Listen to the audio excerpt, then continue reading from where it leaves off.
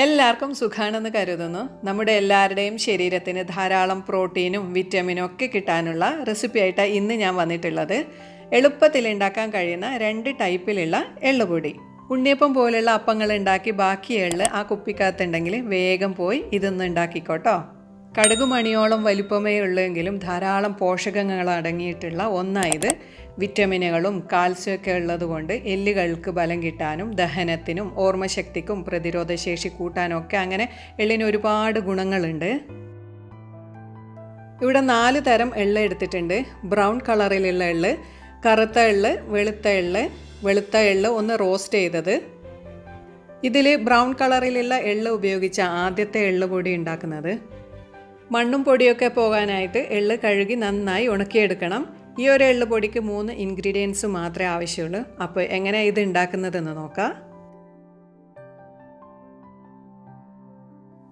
ആദ്യം ഒന്ന് എള്ള് റോസ്റ്റ് ചെയ്തെടുക്കണം. അതിനായിട്ട് കണ്ടൻസ്ഡ് മിൽക്കിൻ്റെ ടിന്നിൽ 1 ടിന്ന് ബ്രൗൺ കളറിലുള്ള എള്ള് എടുത്തിട്ടുണ്ട്.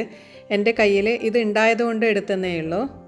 കറുത്ത എള്ളിന് ഗുണം കൂടുതലുള്ളത് അതെടുക്കുന്നതാവും നല്ലത്. ഇതിപ്പോൾ ഗ്രാം അളവിൽ പറയുകയാണെങ്കിൽ 200 ഗ്രാമും 2 ടേബിൾ സ്പൂണും വരുന്നുണ്ട്.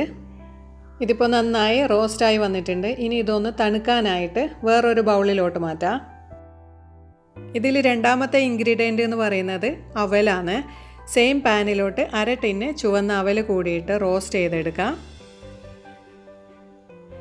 റോസ്റ്റായി വന്നാൽ കൈകൊണ്ട് പ്രസ് ചെയ്യുമ്പോൾ അവൽ ഒന്ന് ക്രിസ്പി ആയിട്ട് ഇതുപോലെ കിട്ടും. ഇതും ചൂടാറാനായിട്ട് സൈഡിലോട്ട് മാറ്റി വെക്കാം. എള്ള് നന്നായി ചൂടാറി ഇനി ഇത് പൊടിക്കാനായിട്ട് ഒരു മിക്സിൻ്റെ ജാറിനകത്തോട്ട് ഇട്ട് കൊടുക്കുന്നുണ്ട്. ഇത് പൾസ് ചെയ്ത് തരുതരുപ്പായിട്ട് വേണം പൊടിച്ചെടുക്കാൻ വേണ്ടി. ഒന്നിലിട്ട് കണ്ടിന്യൂസ് ആയിട്ട് പൊടിച്ചു കഴിഞ്ഞാൽ ഇതിന്ന് എണ്ണ തെളിഞ്ഞു വരാൻ ചാൻസ് ഉണ്ട്. അപ്പോൾ ഞാനിത് പൾസ് ചെയ്ത് തരുതരുപ്പായി പൊടിച്ചെടുത്തിട്ടുണ്ട്. ഇതിലോട്ട് ചൂടാറിയ അവൽ കൂടി ചേർത്ത് വീണ്ടും പൾസ് ചെയ്ത് എല്ലാം കൂടി ഒന്ന് പൊടിച്ചെടുക്കാം. മൂന്നാമത്തെ ഇൻഗ്രീഡിയൻറ്റ് മധുരത്തിന് കൽക്കണ്ട ചേർത്ത് കൊടുക്കുന്നത്. കൽക്കണ്ടം ഇല്ലെങ്കിൽ പഞ്ചസാരയായാലും മതി. കുറവ് മധുരം വേണ്ടവരെ ഈ ഒരളവ് എള്ളുപൊടിക്ക് 50 ഗ്രാം കൽക്കണ്ടം എടുക്കാം. 75 ഗ്രാമോളം ഞാനിതിൽ ചേർത്തിട്ടുണ്ട്. നല്ല മധുരം വേണ്ടവർക്ക് 100 ഗ്രാം വരെ ചേർക്കാം. അപ്പോൾ എള്ളും അവലും കൽക്കണ്ടവും ഒക്കെ കൂടി നന്നായിട്ട് പൊടിച്ചെടുത്തിട്ടുണ്ട്. ആദ്യത്തെ എള്ളുപൊടി റെഡിയായി. ഇനി രണ്ടാമത്തേത് എങ്ങനെയാണ് ചെയ്തെടുക്കുന്നതെന്ന് കൂടി നോക്കാം.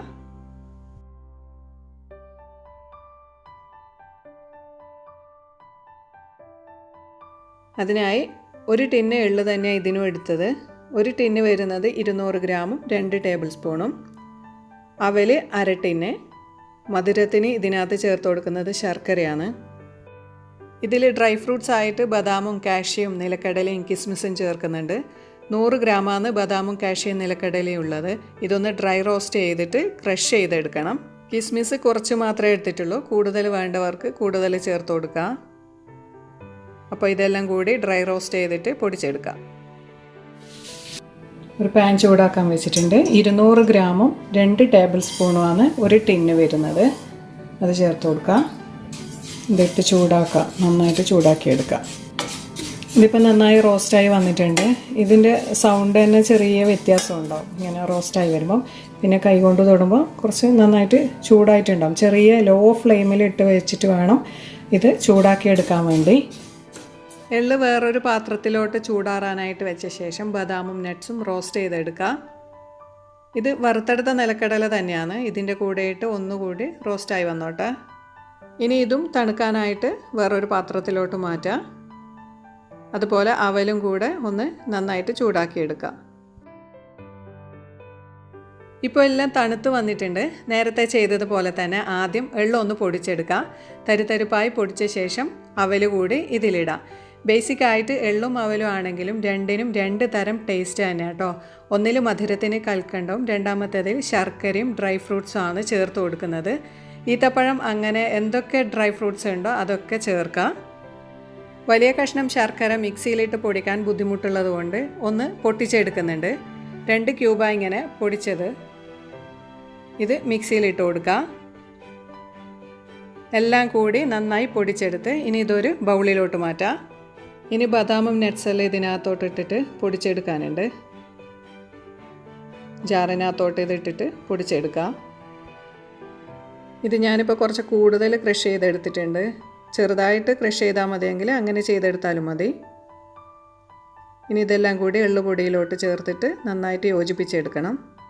നല്ല മധുരം വേണ്ടവർക്ക് ഒരു 3 ക്യൂബ് ശർക്കര വരെ ചേർത്ത് കൊടുക്കാം. ഞാൻ ഇതിനകത്തോട്ട് ഒരു പകുതി ശർക്കര കൂടെ ചീകിയിട്ട് കൊടുക്കുന്നുണ്ട്. ഇനി കിസ്മിസ് നെയ്യിലൊന്ന് വറുത്തെടുക്കണം. ബബിള് പോലെ വീർത്ത് വന്നിട്ടുണ്ട്. ഇനി ഇത് എള്ളുപൊടിയിലോട്ട് ചേർത്തിട്ട് നന്നായിട്ട് യോജിപ്പിച്ചെടുക്കുക. എല്ലാം മിക്സാക്കിയ ശേഷം മധുരം കുറവാണെങ്കിൽ കുറച്ചുകൂടെ ശർക്കര ഇതിനകത്തോട്ട് ചീകിയിട്ട് കൊടുക്കുക. ഞാൻ ഒരു അരക്കഷ്ണം കൂടി ഇതിനകത്തോട്ട് ചീകിയിട്ട് കൊടുക്കുന്നുണ്ട്. അങ്ങനെ രണ്ടാമത്തെ എള്ളുപൊടിയും റെഡി ആയിട്ടുണ്ട്. എല്ലാ പ്രായക്കാർക്കും ഒരുപോലെ കഴിക്കാൻ പറ്റുന്ന ഒരു സ്നാക്ക് എന്ന് വേണമെങ്കിൽ പറയാം. എല്ലാവരും ഉണ്ടാക്കി നോക്കുക. ഈ വീഡിയോ ഇഷ്ടപ്പെട്ടാൽ സബ്സ്ക്രൈബും ലൈക്കും ഷെയറും പിന്നെ കമൻറ്റ് ബോക്സിൽ കമൻറ്റ് ചെയ്യാനും മറക്കല്ലേ.